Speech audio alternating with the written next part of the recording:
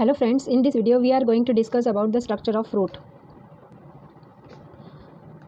Fruit is nothing but the part of ovary. The outer covering of ovary that we called pericarp, and pericarp have three layers. The outer layer that we called epicarp, it is maybe thin, maybe thick and found in different colors. The inner layer is thick and fleshy structure, middle part that we called mesocarp. And the inner structure, it is a very thin in some plants, and in some plants it is hard, that we called endocarp. Epicarp is the skin of the fruit. It is a pulpy part. Mesocarp is the pulpy part, and endocarp is the thin part. Now we here draw the structure of mango seed and mango fruit and apple fruit. That is the outer layer of the mango seed. This is the inner layer.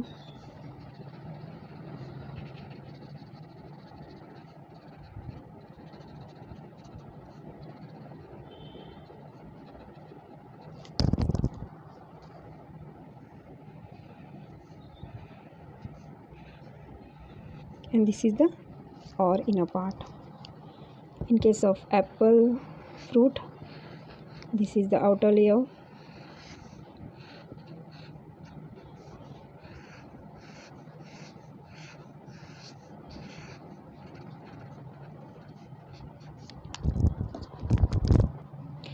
This is a mango fruit, and mango fruit is the example of true fruit, and it is apple fruit, it is the example of false fruit. Why it called false fruit, we just see after that. The outer covering of the fruit we called epicarp. It is thin and fleshy and colorful part. It's a mesocarp. In case of mango, the mesocarp is fibrous.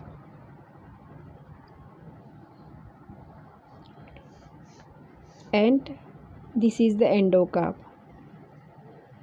In citrus fruit, endocarp is the very thin layer, and in apple fruit, that part is the thalamus,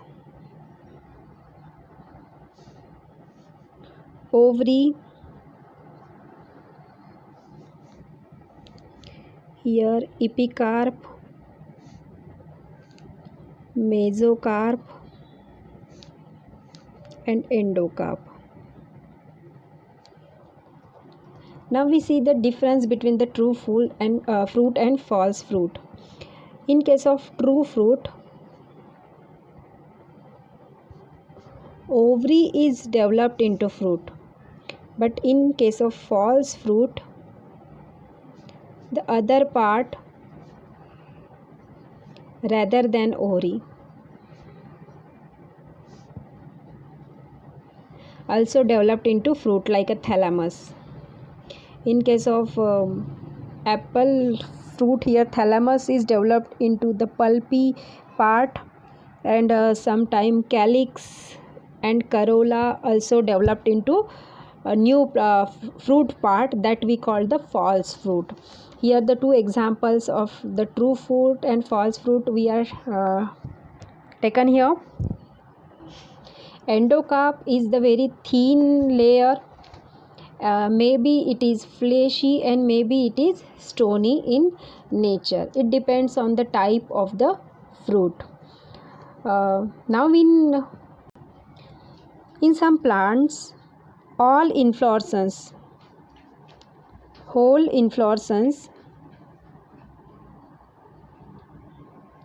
is developed into fruit. Some example of that are jackfruit, mulberry, peepal and banyan. In this tree, the whole inflorescence acts as a fruit, and it developed into fruit. Now we see the importance of fruit.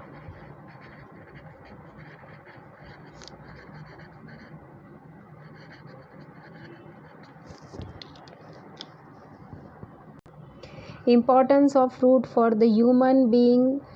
When it is included in our daily diet, it essential for our balanced diet, and it gives a lot of vitamins and minerals.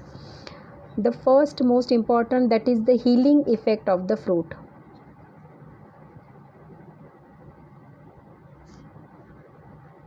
If the person is suffering from the any illness, then doctor recommended that person to take a fruits in their diet and to add the fruits in their diet.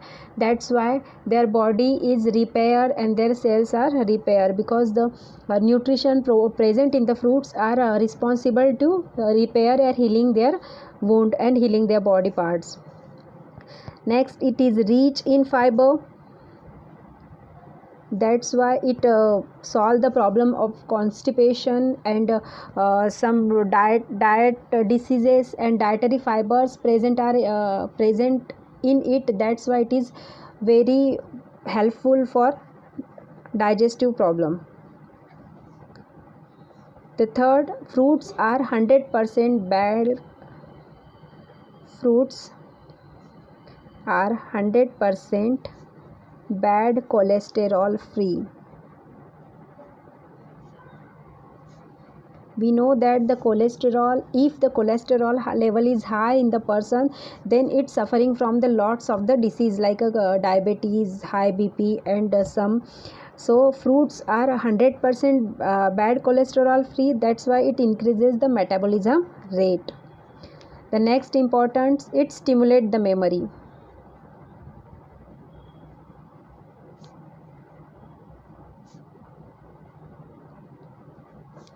It boosts our stamina, it boosts our mood. That's why it stimulates the memory power, it increases the memory power.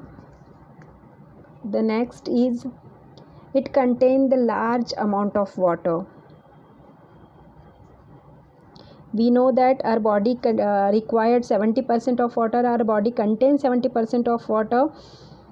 That's why if we add the fruit in our diet, then it has a large amount of water, especially in case of watermelon. So it increases the body water level.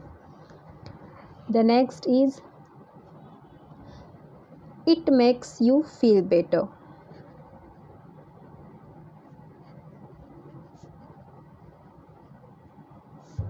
Because it directly related to our health. If your health is good, then you feel good. That's why fruits make you feel better if you add it in your daily diet. These are some importance of the fruits. I hope you like that video. If you like that video, then subscribe the channel and share this video. Thank you.